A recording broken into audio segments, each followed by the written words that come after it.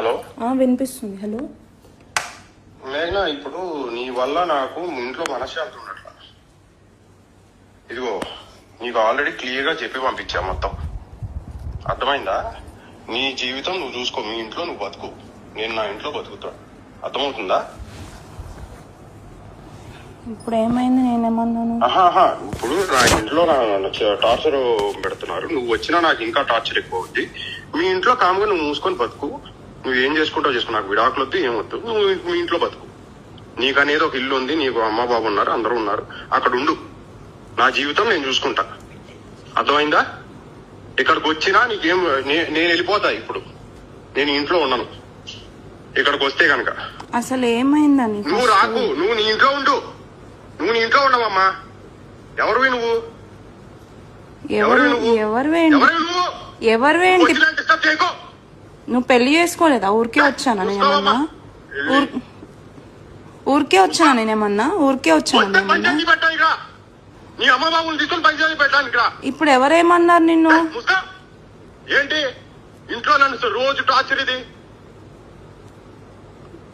నీ సైడ్ నీకే అంత టార్చర్ ఉంటే నాకెట్లా ఉండాలి?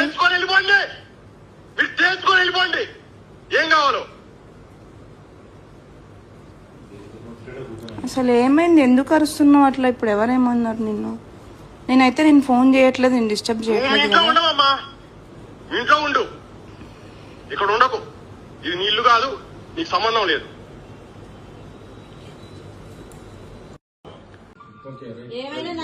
జాగ్రత్తగా మరి ఏది జరిగినా యోగి రమేష్ గారి కోడల్ని మేఘన తల్లిదండ్రులు మీరు అందరు కృష్ణ అందరిని విజయలక్ష్మి గారు వాళ్ళ ఇంటి దగ్గర తోలిపోదానికి వచ్చిన తోలిపోతుంది. అది కూడా ఎప్పుడు దాకా నువ్వు ఎప్పుడు వస్తాం మంచి జాగ్రత్త చూసుకో. బయట మళ్ళీ మీరు వచ్చే సమస్య పరిష్కారం అయ్యేంత వరకు దాని చిన్న గీత పడ్డా వాళ్ళదే బాధ్యత.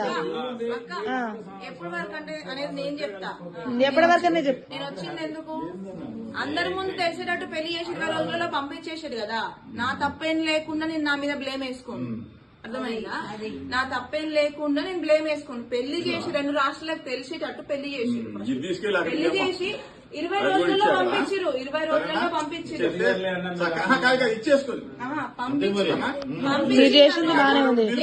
నేను వచ్చిన తప్పు గురించి కాదు, దేని గురించి వచ్చినా అంటే ఎంత మంది ముందైతే పెళ్లి చేసిరో అంత మంది ముందుగా తెలిసేటట్టు ఆ అమ్మాయి తప్పేం లేదు, మా తప్పు వల్లనే మేము వద్దనుకుంటున్నాం అని చేసిన రోజు నాకు న్యాయం జరిగినట్టు నా విషయంలో.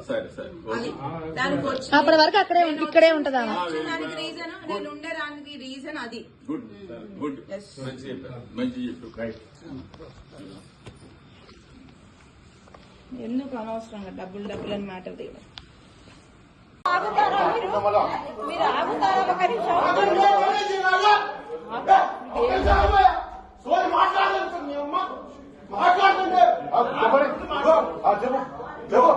నీవే జరిగిన అన్యాయమే మేఘనా.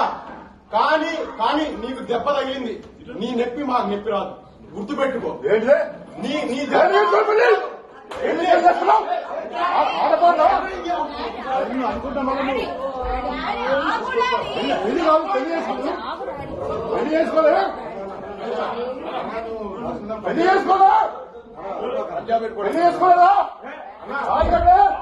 పుణ్యానికి వచ్చిందా బిడ్డ?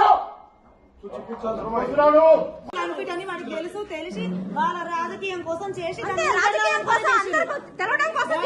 వదిలిపెడతామన్న ఉద్దేశంతోనే చేస్తుంది. తెలిసి విజయ్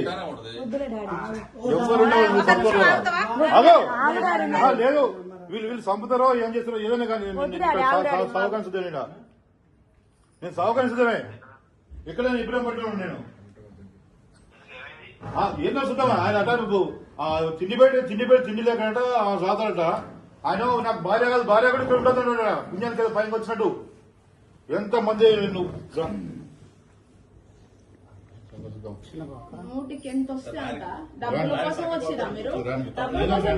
నేను తెలుసుకున్నా. అన్న అందరం ఉందాం. నీ ఎన్నో ఉందా? డబ్బుల కోసం అంట. ఎన్ని అన్నా భరించినా ఏం చేసినా లాస్ట్ కి ఇక్కడ నుంచి ఆషాఢం నుంచి వెళ్తుందా అని చెప్తే కాలు ఇక్కడ పెట్టుకొని ఇట్లా ఎన్ని చేసినా భరించినా అన్ని నా మనసులో ఉన్నాయి. ఇంకా ఎందుకు భరిస్తా నేను? వాడికి ఇట్లాంటి ఎన్ని పాపాలు తగిలి ఆ రోగం వచ్చింది, రామాలంట. ఇంకేం వస్తుంది? మూసుకో, మూసుకో. నా మీద ఆ పాప స్వామి నిన్ను కాదు నేను అన్న నీకు కాదు ఎన్నోసార్లు పాప ఆయన నా లైఫ్ లో నేను హ్యాపీగా ఉండేదాన్ని తీసుకోవచ్చు. అదే కదా సంవత్సరం నుంచి ఇంటికి వచ్చి పిల్లని ఇవన్నీ తీసుకొచ్చి నా పిల్లలకి పబ్లిసిటీ చేసి గొంతు కోసి అక్కడ కూర్చోబెట్టి ఇప్పుడు డబ్బుల కోసం అని ఇప్పుడు మాట్లాడుతున్నాడు. డబ్బుల కోసమా లేకపోతే ఇంకా తిండి పెడతా ఊకనే అందరు ఇంట్లో పని మనుషులు పెట్టినట్టు పెడతా ఎంతమంది రోజులు ఇంట్లో అందరు తింటున్నారు ఉంటారు, నువ్వు ఉంటావంటే మరి అందరు ఉండేటట్టే చేసిండు పెళ్లి. కదా? ఏంది మన తిండికి లేక పంపిస్తుంది నా తిండికి లేక ఇక్కడికి వచ్చింది నా బిడ్డ ఏమన్నా వీళ్ళ దాంట్లో అలవాటు అనుకుంటే చెప్పు శాంతంగా ఉంటే దానికి పరిష్కారం. నేను ప్రతిసారి ఇదే బిహేవియర్, సర్దుకుంది నేను ప్రతిసారి ఇదే బిహేవియర్.